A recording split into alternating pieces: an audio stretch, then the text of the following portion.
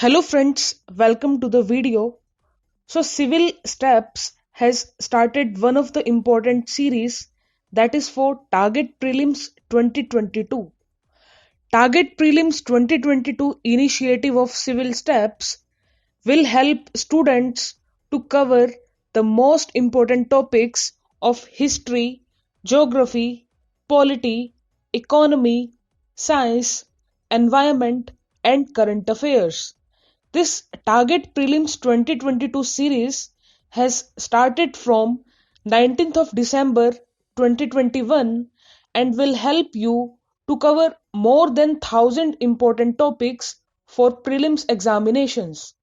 So Target Prelims 2022 has been designed keeping in mind the dynamic nature of the UPSC Civil Services Examinations. Hence, Target Prelims 2022 focus on overall preparation of a serious civil services aspirant and will sail you through UPSC CSE exam very smoothly. Today, we will discuss important questions of economy. So, the first question is which of the following are the components of revenue expenditure from the government budget? First, interest payments. Second, defense services. Third, subsidies. Fourth, investment in shares. So, select the correct answer using the code given below. Option A 1 and 2 only, B 3 and 4 only, C 1, 2 and 3, D 2, 3 and 4. So you can just write down your answer in the comment section. So the correct answer of this question is option C 1, 2 and 3 only. So this was a question that was framed from union budget, the components of government budget. So you should know the different components of government budget, what is revenue expenditure, what is revenue receipt, and what is indirect taxes, what is direct tax. So in this way you can learn about different components of revenue expenditure as well as revenue receipt and about government budgeting as a whole.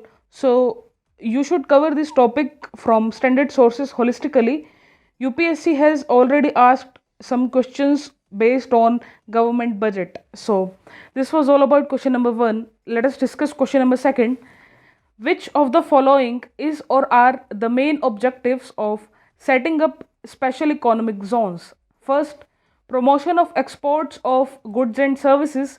Second, promotion of investment from foreign sources. Third, generation of additional economic activity. So select the correct answer using the code given below. Option A 1 only, B 2 and 3 only, C 3 only, D 1, 2 and 3. So you can just write down your answer in the comment section. I'll tell you the correct answer of this question is option D 1, 2 and 3. So you should know the special economic zones and what are the main objectives of it, special economic zones. So what are the facilities that is being given to special economic zones? So there is one committee associated with special economic zones. So you should also have a knowledge of that committee and what are the prominent or important recommendations of that committee of special economic zones. So this is important from mains perspective also. So you should know the recommendations of this committee as well as the main objectives of this special economic zones. So this was all about question number 2. Let us discuss question number 3. Infrastructure status given to various sectors in the economy is granted by which of the following? A. Department of Financial Services, Ministry of Finance. B.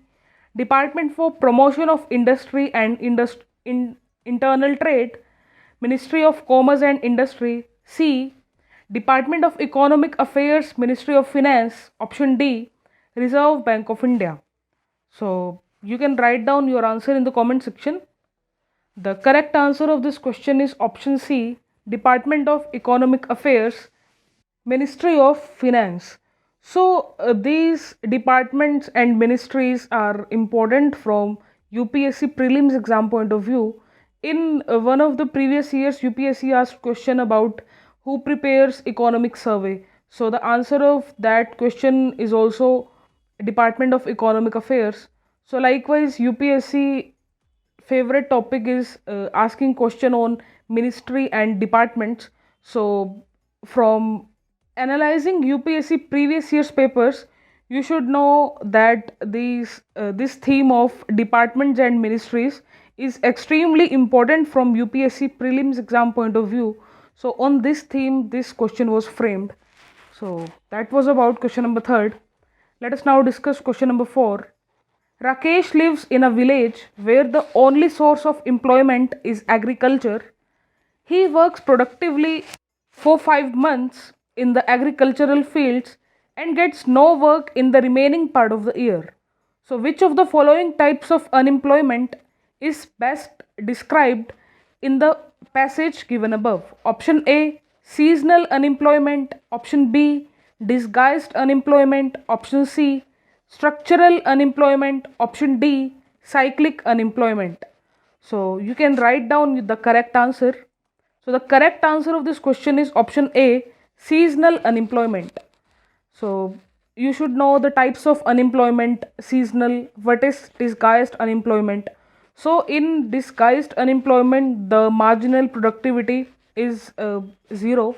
So likewise, you can read about structural and cyclic unemployment also. So UPSC has already asked question on structural unemployment. So you can clearly see the importance of this topic. Likewise, the topic of inflation is also very important.